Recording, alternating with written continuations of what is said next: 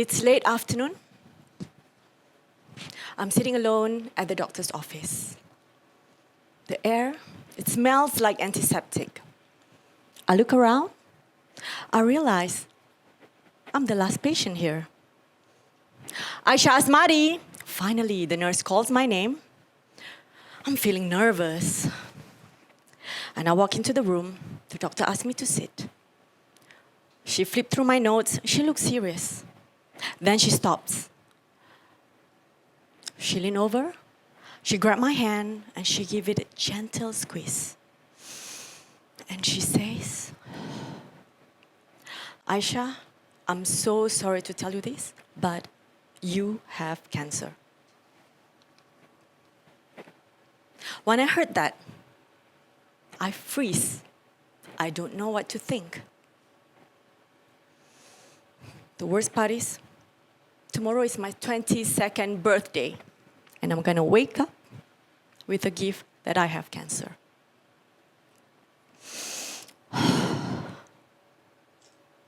The reason I'm telling you this is because in life, we all carry a map. Sometimes we lose direction. Could be a heartbreak, physical illness, or losing a loved one. When that happens, what do you think can help you? Does anyone know what this is? Compass. Yes, a compass. This will help you find your way back. We all think compass is something we carry, we hold in our hands. The truth is, we all have our internal compass live inside us. And the needle that moves the passion, the needle that moves that compass is passion. That little spark that whispers to you, this feels right. Keep going. When I had cancer, I have to redesign my life multiple times. I noticed my compass shift. And you can redesign your life too if you follow these three frameworks. Reflect. Notice when your compass shifts and reinvent, ready to pivot into your new chapters. And the last R is realign. Live where the compass points. Throughout my life, I have redesigned my life using this framework, and I'm going to show you how you redesign your life with the same principle. But first, let me take you back to when I got my first period. I was 10 years old. I'm sitting on the toilet, and I panicked. Blood everywhere. I see blood. And I panic. I run. I rush out to see my parents. There's blood. Am I dying? And they laugh. What's so funny? I'm dying, am I? And I don't understand. And later, I found this big biology book. Belonged to my mom. My mom is a dentist, by the way. I flipped through the notes, and I saw many pictures of the human body. And on top of it, it writes reproductive health. Then it clicks. I want to become someone who knows how the body works. And later come the medical TV shows, the ER, the Chicago Hope, House. You all know that, right? And doctor in the white coat, the blood, the surgery, the drama. I am hooked. And then I discovered my first compass. I knew then I want to become a doctor.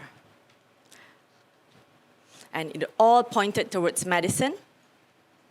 And that is my first compass. It all started with a little bit of confusion, a little bit of curiosity, and a little blood in the toilet.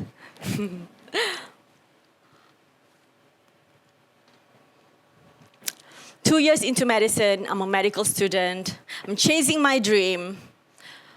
But just as I start in the beginning of my story, I was diagnosed with my first cancer. It is really tough. I have to go for surgery, the chemotherapy, and the radiation. And that is my first shift. I noticed my first R, reflect. I reflect on my journey and I realize the needle shift. I need to change my identity from medical student to a cancer survivor. I want to win this war. I want to fight this horrible disease. And I did it. And I'm proud.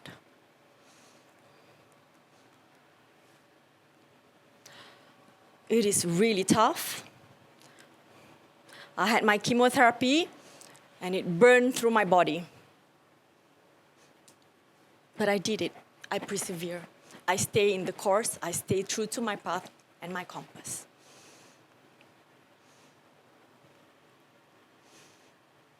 And 2 years later, I step on stage, I receive my scroll. I'm officially a medical doctor. I'm standing there feeling so proud that I follow my needle that keep on pointing towards medicine.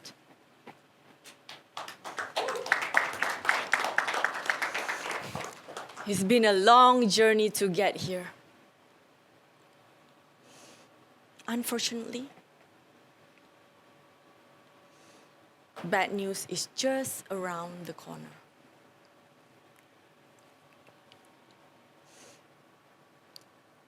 Fifth year after I experienced my first diagnosis, I was told there's a new one. I received my second cancer diagnosis when I was supposed to be in 5-year remission. I have to redesign my life again. My compass pivot. Well,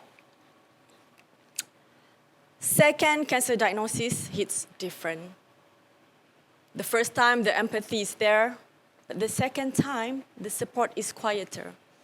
The way I see it, everyone is sick of hearing my cancer journey. And I feel lonely.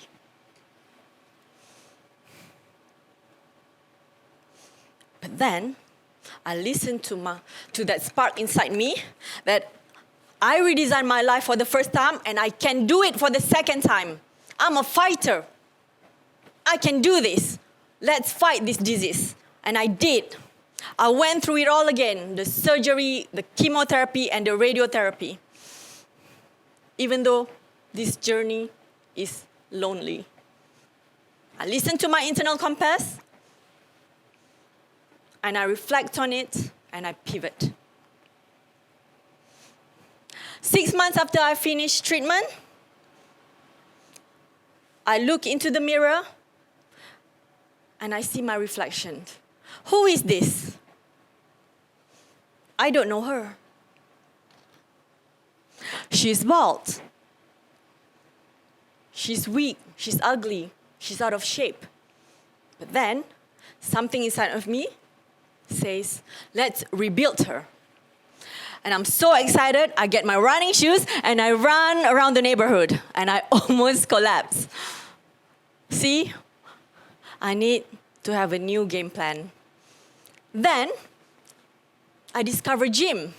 And I'm not really a gym person. I'm an outdoorsy. I like the air, the nature. I like to move with the nature. And gym, it feels like cage to me. People do a routine work. They exercise there, just like a hamster in a wheel, you know? This is not my thing. But I know somewhat this is the path that I have to follow. And I met a coach. He became my personal trainer, and he's different. He's not just introduced me to aerobic fitness, but also strength training. I remember the first day, He said, Aiesha, today we're gonna do strength training. What is that? Okay, he let me sit on the bench and he passed me these 2 big dumbbell. Oh my God, this is heavy. So Aiesha, I want you to push it over your head. And I'm like, this is not possible. This is too heavy. And I push. Come on, Aiesha, push. And my hands are trembling and I did it. What is that? That feels great. That feels orgasmic. And I knew it. Then I want to do this strength training thing for the rest of my life. And that is the first spark.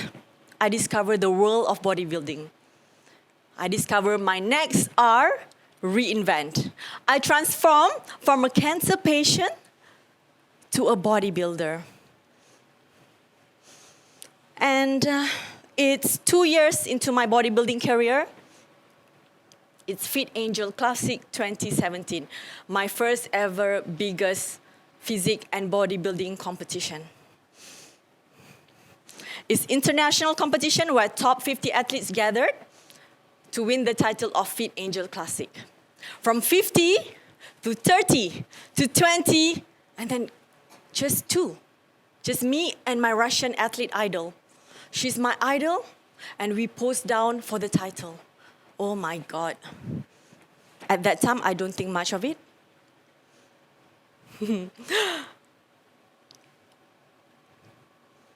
I remember this quote. Work so hard in your life that one day your idol become your rival. And then I heard the host announce the winner. And the winner for the Fit Angel Classic is Aiesha Asmadi from Malaysia. Woo! I win. And I cry. Because I'm no longer a bodybuilding athlete. I'm a champion. But the thing is, in Malaysia, bodybuilding for female is taboo. It is culturally inappropriate. And they say, doctor, you are a professional medical doctor. Why do you show your body? Doctor, you are a woman. Why you want to build muscle? Women don't need muscle. But I persevere. I stay the course. And I stay true to my passion and my compass. So I remember I'm now reached the peak of my bodybuilding career. I'm invited to compete in NABA Universe, where top athlete in the world compete for the title. It's a top-tier competition and world stage, and I won podium for 2022 and 2023. 2 years in a row, and the government heard this, and they offer a sponsorship for the next one. And I apply 1 year in advance, but just a few days before my competition, there is still no answer. And one day, at a bodybuilding competition, which is held locally, a VIP guest of that bodybuilding show tapped my shoulder. Are you Dr. Aiesha? Yes, that's me. I just want you to know that you will receive your sponsorship money in a couple of days, and I'm the one who approved it. Yesterday, we had a meeting about your case, and everyone in the room denied your sponsorship. But the thing is, this is a sport, and I believe you will do well, and I want you to shine. Good luck. I'm feeling really emotional and very touched with this man's word. All it takes is one person's courage to destroy years of discrimination. But that's not it. Last year, in 2024, I became the first female bodybuilder to receive an award for the sport minister herself, YB Hanayo. I received the award title, Best Female Achievement in Bodybuilding, 2024. Now, coming back to the whole story, I realigned myself. That is the last R in the redesign. I'm now a medical fitness doctor. I help people heal and reach their peak performance. And also, I'm a public speaker. I share my passion about recovering from cancer, thriving from cancer, and also muscle health.